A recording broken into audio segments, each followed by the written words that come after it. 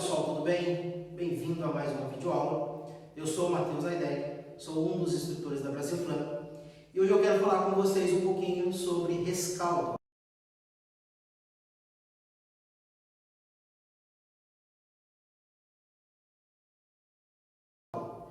Eu considero o rescaldo uma das fases importantes, isso se não a mais importante, dentro das técnicas de combater incêndio. Por que nós podemos considerar que o rescaldo é uma fase muito importante na vida do bombeiro com relação ao combate ao incêndio? Porque o rescaldo ele pode tanto possibilitar uma nova reação em cadeia, quanto também ele pode evitar que essa reação em cadeia volte a acontecer. Dentro dessa consideração, nós vamos ver dentro do rescaldo quais são as fases que nós vamos considerar importantes para que seja bem sucedido para o bombeiro o rescaldo e as técnicas de combater o incêndio. Primeiro delas, nós vamos só relembrar um pouquinho sobre o triângulo do fogo e as suas reações. Nós vamos ver que existe a reação em cadeia. Essa reação em cadeia é o que possibilita o surgimento de uma chama, de uma centelha, para que dê início então ao princípio ou ao incêndio, ok? Dentro das considerações nós vamos ver que existe dentro do triângulo do fogo 3 elementos que são essenciais para que haja essa reação em cadeia.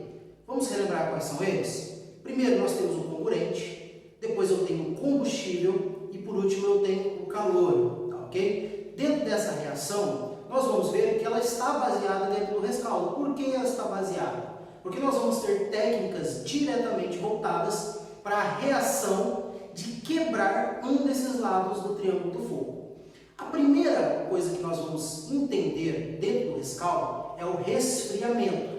Por que essa técnica é importante? Porque o resfriamento eu vou retirar o calor da reação.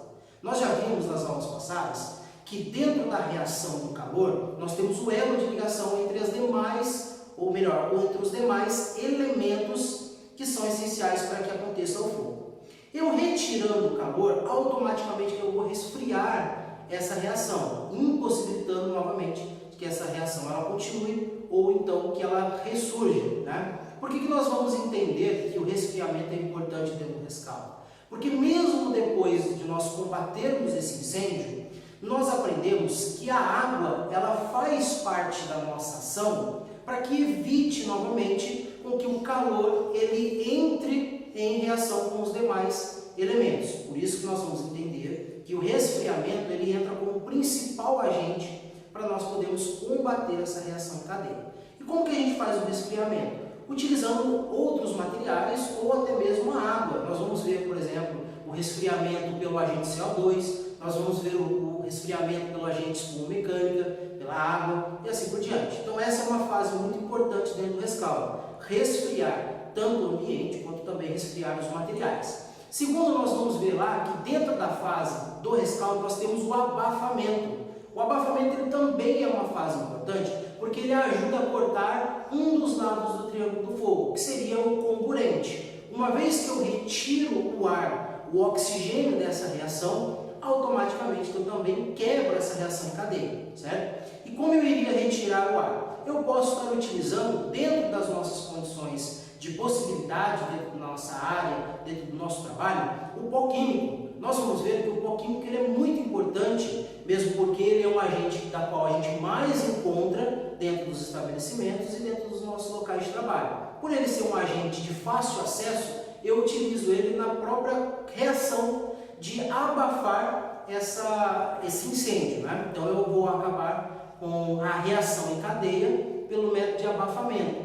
Posso utilizar, entre outros, diversos materiais, né? Tanto quanto os agentes que são próprios para isso, quanto também os métodos que nós podemos utilizar, que seriam os métodos não viáveis, mas que possam ajudar. Por exemplo, areia, terra, entre outros que a gente pode estar falando aí dentro da reação de abafamento. Ok? E por último nós vamos ter o isolamento ou a retirada do material. O que a gente pode considerar o isolamento? Como eu já falei nas aulas passadas, o isolamento eu posso fazer tanto do material combustível, tanto quanto do próprio ambiente, né? Nós já demos alguns exemplos e esses exemplos eles ajudam a gente a entender. Então eu posso retirar o material combustível. Quando que é viável retirar o material combustível? Quando esse estiver em pequenas quantidades ou então tiver uma possibilidade de eu estar afastando esse material da minha reação. Quando que eu vou utilizar o isolamento da minha área? Aí nós vamos entrar em outro conceito, que seria o confinamento da minha área, ok? Nas próximas videoaulas eu vou estar falando para vocês sobre as 7 fases táticas. São fases que o bombeiro ele atua dentro de um combate a incêndio e essas fases ajudam a gente a entender quais são os métodos desde a chegada do bombeiro no local, tanto quanto a última, vamos dizer, né, coisa que o bombeiro deve fazer dentro de um ambiente ou dentro de uma reação de incêndio, ok? Então nós vamos tanto isolar os materiais, quanto também confinar o meu espaço ou a minha área e assim por diante. Dentro dessas fases nós vamos entender por que é importante a fase do rescaldo. O bombeiro ele pode estar utilizando todas as técnicas que ele aprende para combater o incêndio. Porém, se não for feito o rescaldo de forma adequada, ele pode ter um ressurgimento das chamas. Ou seja, todo aquele trabalho que ele teve de combater o incêndio, ele vai acabar perdendo, porque ele vai ter um novo surgimento de focos de incêndio, certo? Dentro dessa atuação, eu tenho que entender também que o rescaldo ele funciona durante o combate a incêndio. Nós vamos ter algumas outras relações dentro do rescaldo, que seria o próprio observar do bombeiro civil, do bombeiro, né, enfim, que possa estar atuando dentro dessa área, para ele poder ter uma noção. Nós não somos peritos, tá, pessoal? Eu queria deixar bem claro para vocês que nós trabalhamos dentro de uma área comercial ou industrial, porém nós não temos essa relação de perícia.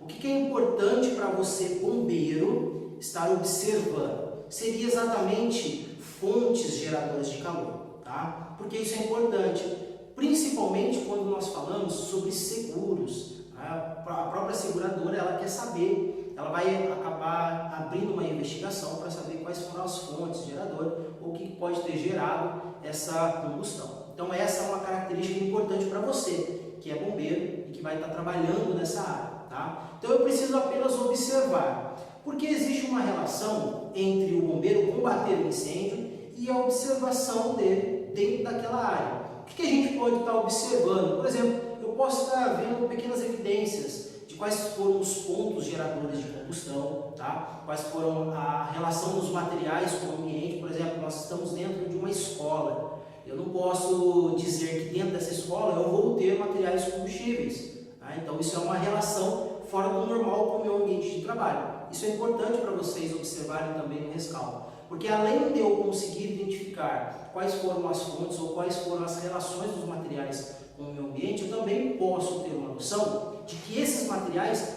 podem também favorecer novamente uma reignição, como por exemplo os próprios líquidos inflamáveis, né? Dependendo do ponto que ele estiver de reação de fulgor ou então o ponto da própria combustão, ele pode dar um ressurgimento a novas chamas. Então isso é importante para você, tá? Avaliar as condições do seu local, aonde aconteceu esse incêndio, tá certo, pessoal?